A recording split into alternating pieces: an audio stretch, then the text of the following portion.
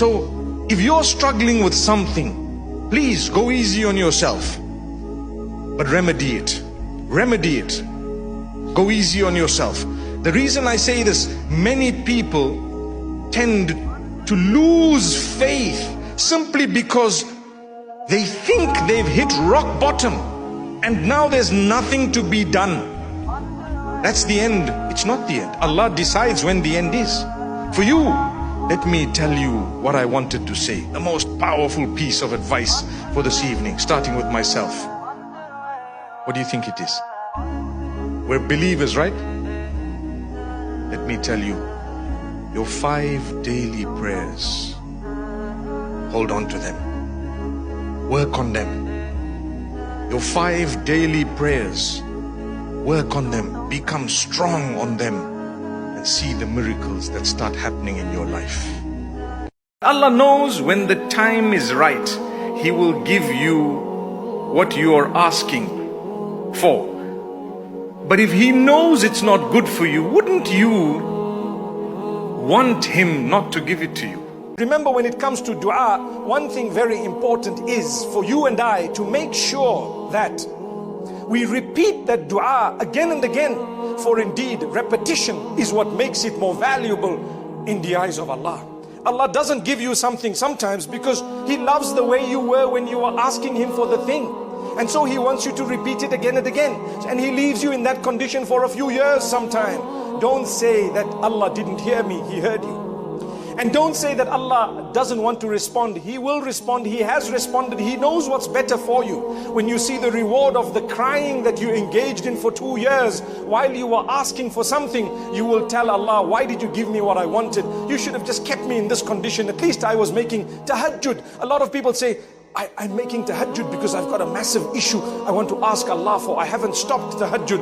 Wasn't that a blessing? So prepare for the day and don't question Allah. Have hope in Allah subhanahu wa ta'ala. If things go your way, say Alhamdulillah. And if things do not go your way, what do you say? Alhamdulillah twice. Because they've gone the way Allah wants them to go. He has something bigger planned for you. It may happen right now, it may happen in a year, 2 years, 5 years, or whenever, but it's coming. Have faith. Don't be depressed. Say Alhamdulillah. Praise Allah. Continue doing good. Worship Him. Have hope in Him. Keep on trying and don't ever give up. Don't ever give up, no matter what. The day you give up, that's the day you will suffer the loss. Your mind is a powerful tool. Be positive. You will make it. You will do it. You are going to come out of this, and it's just a matter of time. Turn to Allah. Pray. Don't lose hope. Allah says never lose hope. No way. Losing hope is not in my dictionary. It shouldn't be in yours. That's the blessing that Allah has bestowed upon us. And then Allah opens the doors in a way that you can't imagine. That is a blessing in what we looked at as negative. I promise you, if anything has ever brought you close to your Maker, even by a millimeter, it was a blessing from Allah. Don't stress. If today is wrong, tomorrow will be right. And if today is right, something might go wrong according to you tomorrow. According to Allah, it did not go wrong. It was His plan for you and for me. Jadi di Islam tuh nggak ada pesimis, dan jangan pernah melarutkan diri pada sebuah vonis. Sudah, ini nggak mungkin, nggak akan dikabulkan. Nah, itu jebakan setan.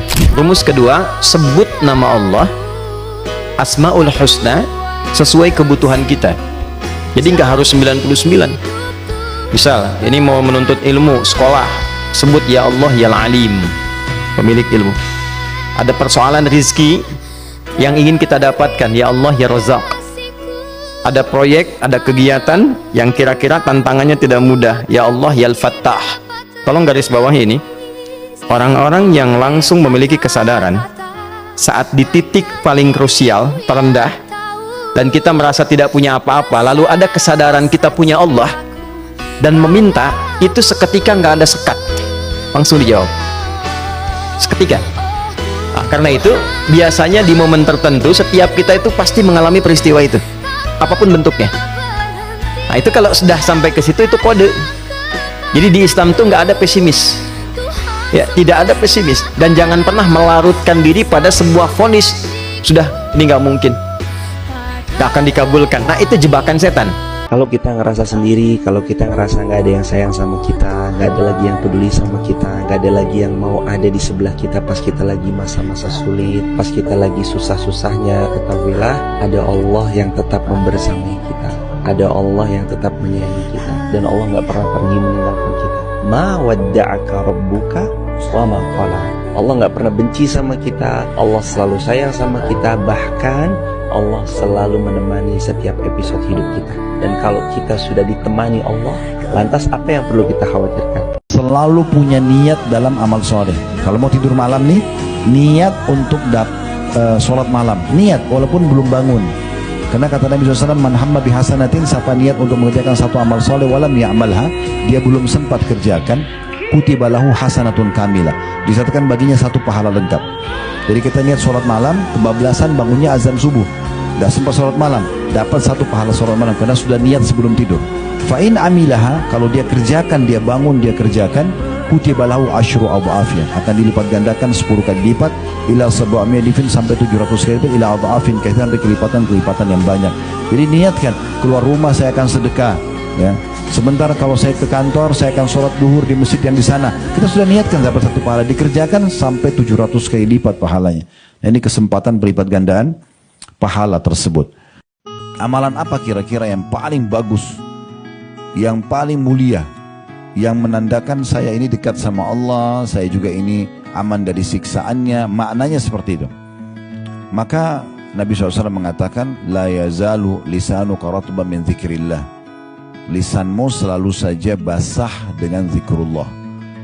Ali bin Abi Thalib berkata radhiyallahu anhu, bila seorang hamba Allah mudahkan lisannya mengatakan astagfirullah, berarti menandakan Allah tidak ingin menyiksanya. Karena Allah mudahkan dia memohon maaf kepadanya. Karena kalau Allah mau, Allah buat tidak bisa kita berzikir. Berapa banyak orang yang punya kemampuan, lisannya sehat, tubuhnya sehat, tapi tidak bisa mengingat Allah subhanahu wa ta'ala.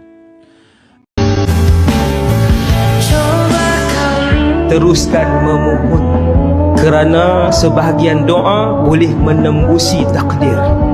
Teruskan meminta dengan Allah Jalla Jalaluh, yang setiap inci alam ini berada dalam bolak balikan Allah Subhanahu wa ta'ala. Tuan-tuan, tak ada yang mustahil bagi Allah Subhanahu wa ta'ala. Minta, berterusan minta. Nak menjadi kuat itu bukan soal tentang seberapa keras kamu melawan. Menjadi kuat itu adalah ketika kita bisa memaafkan orang yang bahkan tidak pernah menyesali perbuatan jahatnya terhadap kita. Menjadi kuat adalah ketika kamu masih bisa tersenyum walaupun hati terluka. Menjadi kuat itu adalah ketika kita tidak menyakiti balik orang yang telah menyakiti kita. Maka jadilah manusia kuat yang seperti itu ya nak, yang tidak menjatuhkan orang lain walaupun kamu dibuat hancur dan kecewa. Wajar sih, wajar, karena pernah disakiti ya wajar. Tapi kan kita harus minta sama Allah supaya disembuhkan, karena yang bisa menyembuhkan luka hati kita itu cuma Allah. Kita kadang nggak berdaya menyembuhkan, orang lain apalagi. Yang kita bisa lakukan ikhtiar untuk terhindar dari pemicu luka itu semakin menganga atau semakin panjang. Kita hindari pemicunya, lalu sisanya Allah yang menyembuhkan. Cara disembuhkan ya minta sama Allah. Allahumma inni a'udzubika minal hammi wal hazan. Ya Allah, aku berlindung kepadamu dari sedih yang berlarut-larut, yaitu ham, dan hazan, rasa khawatir terhadap apa yang belum terjadi. Nah, ini trauma yang kemudian membuat kita merasa cemas. Itu namanya hammi wal hazan. Minta kepada Allah, Allahumma inni a'udzubika minal hammi wal hazan. Ya Allah, aku berlindung kepadamu dari rasa trauma, luka yang belum sembuh, dan juga rasa cemas dan takut kepada apa yang akan terjadi. Minta sama Allah, Allah akan gimana ya membasuh luka-luka batin yang udah terlanjur menjadi luka di hati kita karena kehilangan orang tua, kehilangan ayah, luka batin kehilangan pasangan, kehilangan anak, luka batin karena disakiti, dikhianati, luka batin karena gagal dengan sebuah rencana atau hubungan atau cita-cita dan segala macam. Kalau mau ideal nih ya, coba teman-teman mulai bangun dulu kesadaran bahwa tidak ada luka yang terjadi dalam hidup kita kecuali itu adalah takdir Allah. Dan Allah tidak mentakdirkan sesuatu dalam hidup kita kecuali untuk kebaikan kita. Di situ kita mulai ada semacam penerimaan. Oh ya udah, ayah saya wafat, takdir Allah. Saya kehilangan seseorang, takdir Allah. Saya hubungannya tidak berjalan mulus, takdir Allah. Saya gagal dalam sebuah rencana, takdir Allah. Dan saya yakin ketika Allah menuliskan satu takdir untuk saya, pasti ada hikmah dan kebaikan di baliknya. Fa inna ma'al usri yusra dan seterusnya. Itu dulu yang kita sadari bahwa oh ini takdir Allah dan Allah yang mentakdirkan, Allah yang merencanakan, Allah yang menulis itu. Ya udah pasti ada kebaikan. Satu. Kedua, sekarang tugasnya carilah kebaikan itu apa. Kalau itu ada, kita kan harus yakin dulu kalau kebaikan itu ada ya. Kalau kita meragukan sesuatu itu ada, ngapain kita cari kan? Nah sekarang fokusnya kalau kita udah yakin kebaikan itu ada, fokuslah mencari kebaikan itu apa. Apa kebaikan di balik saya ngalamin ini. Setidaknya kalau kebaikan itu bukan sifatnya materi, sifatnya lebih kepada apakah kebaikannya adalah saya jadi lebih rajin sholat, ataukah kebaikannya justru saya menjadi orang yang lebih tangguh, apakah kebaikannya justru sabaran saya ini ketika saya mengalami luka, saya sabar, nanti Allah akan menggantikan luka itu dengan kebahagiaan di masa depan. Pasti ada, nggak ada luka yang gratis, nggak ada ujian yang gratis. Setiap kali Allah kasih ujian, luka dalam hidup kita, itu dibayar sama Allah. Kalau kita ridho dan sabar, pasti dibayar sama Allah. Allah nggak akan ngecewain kamu, Allah nggak akan menyia-nyiakan kamu. Itu janji Allah di dalam Al-Quran, di dalam hadis. Jadi teman-teman, satu, nggak ada luka yang teman-teman rasakan kecuali Allah yang takdirkan itu. Kedua, Allah tidak mentakdirkan itu kecuali ada kebaikan. Ketiga, carilah kebaikan itu dengan sabar, dengan yakin, dengan menanti atau dengan berusaha. Jangan berputus asa.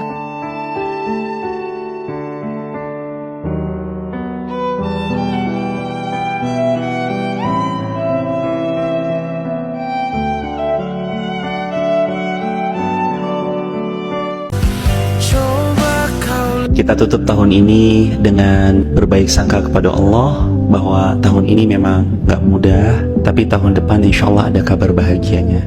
Tahun ini memang tahun terberat kita, tapi justru di tahun inilah kita banyak belajar bagaimana caranya menguatkan pundak supaya kita bisa memikul beban lebih berat. Tahun ini memang tahun-tahun yang paling menyakitkan sepanjang hidup kita, tapi insya Allah di tahun ini jugalah kita belajar untuk tidak menyakiti orang lain, untuk tidak dendam kepada orang lain. Dan yang paling hebat di tahun ini juga kita belajar untuk memaafkan kesalahan orang lain. Terima kasih 2023 sudah menemani hari-hari yang epic dan panjang ini. Semoga tahun depan insya Allah kita jadi hamba yang lebih baik, lebih ikhlas, lebih sabar, lebih ridho atas apapun yang Allah tetapkan dalam hidup kita. Tutup lembaran lama, mari kita buka lembaran baru dengan semangat yang baru, dengan lapangnya dada kita untuk menerima apapun yang terjadi. Maka kata Allah, hei, maukah saya berikan engkau jaminan? Jika engkau bisa mampu memaafkan orang lain dan berusaha beramal dengan itu, saya akan ganti kelapangan hatimu dengan surga yang luas daripada lapang. Lebih luas daripada lapang yang pernah kau tekati. Jadi barangkali Anda diuji dengan pernyataan demikian, perasaan-perasaan tidak suka. Mohon maaf, mungkin Anda lulus dalam ujian sholat, lulus dalam ujian zakat, lulus dalam ujian berhaji umrah, tapi Allah yang memberikan surga yang lebih bagi Anda, yaitu seluas langit dan bumi. Maka luluslah dalam ujian yang dimaksudkan. Terakhir, perhatikan baik-baik. Jika Anda memaafkan kesalahan orang lain, maka manfaat yang kedua kata para ulama, Anda akan ditutup oleh Allah persoalannya dengan orang yang bersangkutan. Maka Anda tidak akan pikirkan dia lagi. Selesai. Tapi selama orang itu tidak minta maaf kepada Anda, maka dia tetap mengumpulkan dosa-dosa sampai dengan hari kiamat. Jadi tidak ada ruginya memaafkan orang. Ya, tidak ada ruginya memaafkan orang lain. Jelas sampai sini? Baik, Allah Ta'ala alam bissawab. Jadi jangan terlalu larut dalam penyesalan dan kesedihan kalau kita merencanakan sesuatu ternyata nggak berjalan seperti rencana kita. Karena pada dasarnya ada rencana yang lebih besar daripada rencana kita. Bahkan rencana kita pun berada di dalam rencananya. Wa ma tasyaun illa ayyasha Allah. Kalian tidak bahkan berkeinginan, berkehendak kecuali itu adalah sesuai dengan kehendak. Apa yang Allah ingin sampaikan di ayat ke-6 surat Hud, Allah tuh pengen kita meyakini dulu bahwa semua itu ada di dalam Kitabim Mubin. Udah dicatat 50.000 tahun di Kitabim Mubin, kitab takdir yang sangat jelas. Kalau menurut surat kita kenapa susah istiqomah? Karena hati tidak benar-benar cinta kepada Allah. Kita berubah karena pengen dinilai sama makhluk. walladzina amanu asyaddu hubbalillah. Orang yang iman cintanya teramat sangat besar kepada Allah. Kita ini pengennya pacaran, tapi kata Allah jangan tinggalin. Ingat deh quotes ini, berhenti berbicara tentang apa yang kita suka dan kita tidak suka. Mulailah berbicara tentang apa yang Allah suka dan apa yang Allah tidak suka. Wasari'u ila maghfiratin min rabbikum wa jannatin 'arduha as-samawati wal ard uiddat lil muttaqin. Orang yang benar-benar pengen sampai ke tingkatan takwa, yang pertama tobat, wasari'u, bergegas, ayo yuk, lari dia menjemput ampunan Allah. Bergegas, tobat, cari apa kemaksiatan yang belum kita tobatin. Dulu sering pacaran, dulu sering maksiat, tobat, wasari'u ila maghfirah, dan mengharapkan surganya Allah. Gak ada yang dia harapin dalam hijrah dia kecuali Allah. Berhijabnya saya karena Allah, menikahnya saya karena Allah, belajar ilmunya saya karena Allah. Sesuatu yang hilang darimu, kalau kau ikhlaskan, akan diganti Allah lebih baik daripada. Banyak yang kehilangan ternyata. Apapun yang hilang darimu, apakah itu benda, apakah itu harta, apakah itu materi, kalau kau ikhlas karena Allah, akan diganti Allah lebih baik daripada itu. Kalau ada manusia mengatakan ini nggak mungkin, itu tanda dari Allah supaya kita dipaksa langsung terkoneksi dengan Allah dan mengabaikan semua pendapat manusia. Kalau ada yang mengatakan pada Anda ini nggak bisa nih, pekerjaan ini nggak mungkin, sulit nih, itu langsung tanda dari Allah. Tinggalkan opini manusia, karena Allah ingin memberi anugerah Anda langsung tanpa perantara.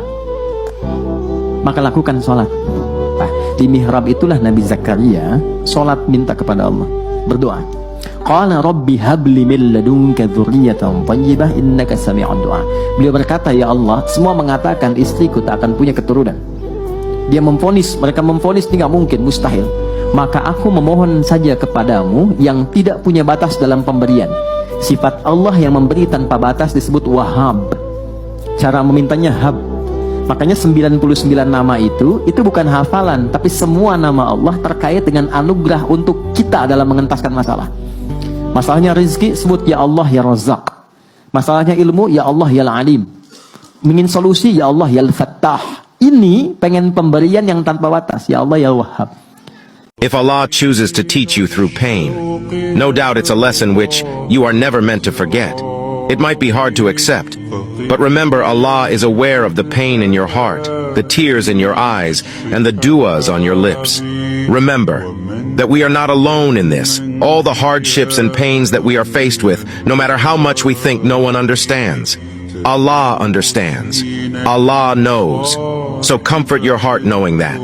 By the will of Allah, everything will fall together perfectly.